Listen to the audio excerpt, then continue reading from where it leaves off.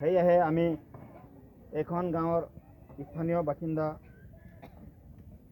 মাননীয় শ্ৰীযুত গোপ কানু দাসক অনুৰোধ কৰোঁ যে তেখেত ভাৰত মাতাৰ শ্ৰীচৰণত এগছি বন্তি প্ৰজ্বলন কৰি আজি আমাৰ এই পতাকা উত্তোলনৰ উদ্বোধনী কাৰ্যসূচী আৰম্ভ কৰিব।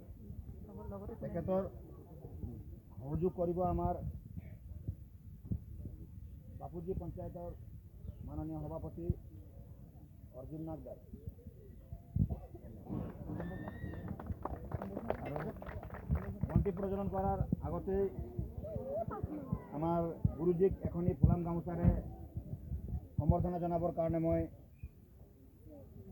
স্থানীয় সঞ্চৰ সমাজ প্ৰমুখ মাননীয় দিব্যজ্যোতি বৰাক অনুৰোধ জনাইছোঁ।